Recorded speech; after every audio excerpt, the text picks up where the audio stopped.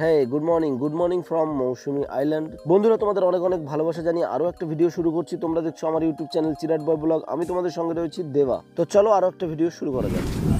এখন একটু ক্যাম্পে বেরোচ্ছি। শুনেছি এখানে কোথাও ঘোরার জায়গা আছে। এখানে আশেপাশে কোথাও ঘোরার জায়গা আছে? হ্যাঁ, চলে যাও এদিকে নদী ধারে ঘুরে ঘুরে চলে যাবো একদম নদী ধারে।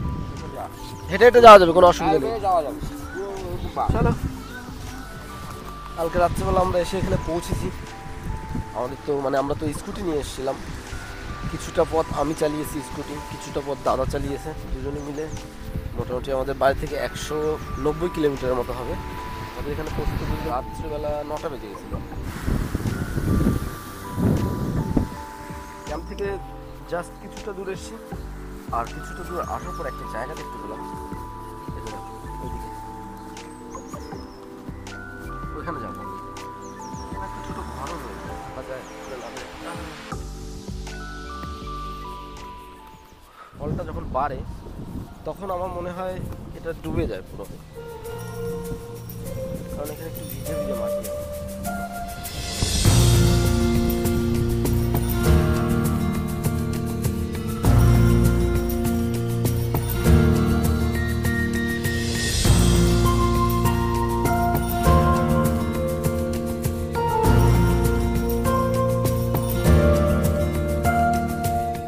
দেখলে কত সুন্দর। এখান থেকে ফিরে যাচ্ছি, ওই সাইডে যাব, ওইদিকে এখান দিয়ে হেঁটে হেঁটে উপর দিয়ে ওইদিকে যাবো। ওইদিকে ম্যানগ্রোভ রয়েছে, সাদাবালি একটা জায়গা রয়েছে, সাদাবালি আর ম্যানগ্রোভ রয়েছে, ওইখানে যাব। ড্রোন ফ্লাই করেছিলাম, তো ড্রোনে আমি দেখতে পেয়েছি ওই সাইডে খুব সুন্দর আরও একটা জায়গা রয়েছে, তো ওখানে একটু যাই। চলো ভাই, সামান্য একটু দূরে, ওই তো ওইখানে যাব। এটা হচ্ছে মৌসুমী আইল্যান্ডের, আমি এখন যেখানে দাঁড়িয়েছি এরপরে আর কিছু নেই, এরপরে পুরো সমুদ্র। আর যদি এইদিকে যাও, এইদিকে হচ্ছে বকখালি, আর এই পিছনে ওইখানে রয়েছে জম্মুদ্বীপ ওইদিকে। এরপরে তো আর কিছুই নেই, এদিকে পুরো সমুদ্রই সমুদ্র, জলই জল, সবকিছু। ক্যাম্প গোল্ডেন ক্রাউন যে ক্যাম্পটা রয়েছে সেটা হচ্ছে ওই যে ওটা দেখতে পাচ্ছ, এটা হচ্ছে আমাদের হোটেলের একদম পিছনের সাইডে। ওই যে ইয়েটা দাঁড় করানোর ইয়ে রয়েছে না, এই যে এটা, তো ওখান দিয়ে হেঁটে হেঁটে এখান দিয়ে হেঁটে হেঁটে আমি এদিক দিয়ে এসছি। আর এখান দিয়ে এখন এই জায়গাটা যাব। তো ওই জায়গাটা খুব সুন্দর লাগছে, ওইখানে কিছু ফটো ক্লিক করব। আর তো আমি চাচ্ছি এখান দিয়ে হেঁটে হেঁটে শেষ পর্যন্ত যেতে। এখানে অনেক আছে না, যদি তোর ডাক শুনে কেউ না আসে তবে একলা চল রে ভাই। কেউ না গেলে পরে আমার যেটা ইচ্ছে হয়, আমার একা একা ঘুরতে আরো বেশি ভালো লাগে। দাদা আসেনি, কোনো ব্যাপার নেই, আমি একাই চলে এসেছি এখানে ঘুরতে। এটা শেষ পয়েন্ট। এখান থেকে দেখলাম দুটো দাদা ওই যে নিয়ে গেল না, কি বলে, সবজি সবজি না, গাছ ফাছ কি যেন কেটে ফেটে নিয়ে গেছে এই নৌকোয় করে। এখানে নৌকো বেঁধে রেখেছে, এখান দিয়ে হেঁটে হেঁটে তারপরে গিয়েছে এখানে এদিকে। তো যদি মৌসুমী আইল্যান্ড কেউ এখানে আসো তাহলে অবশ্যই এই জায়গাটা অবশ্যই আসবে, ঠিক আছে? খুব সুন্দর লাগবে। আর একটু সকালবেলার দিকে আসলে পরে ভালো হবে, কারণ যতটা দেরি হবে তত কি হবে, গরম গরম পড়ে যাবে আস্তে আস্তে। এখন গরমটা বাড়ছে এখন, ঠিক আছে? তো চলো আমি একটু ড্রোন ফ্লাই করবো এখানে। তো বন্ধুরা, আমি এখন একটু ড্রোন ফ্লাই করে দেখাচ্ছি জায়গাটা কত সুন্দর।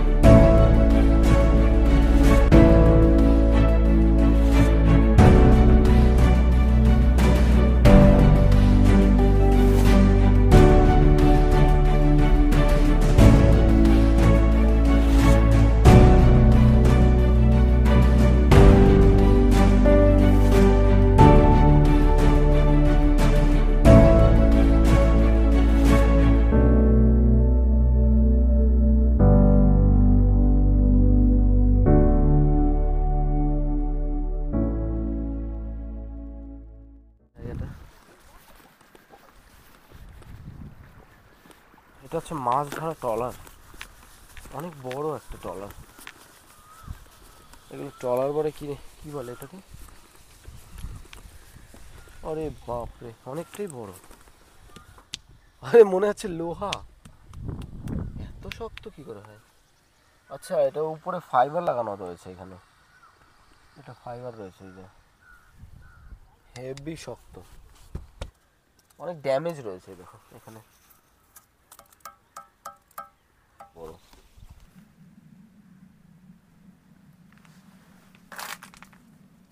এটা হচ্ছে সামনের সাইড, আর এটা পিছন সাইড।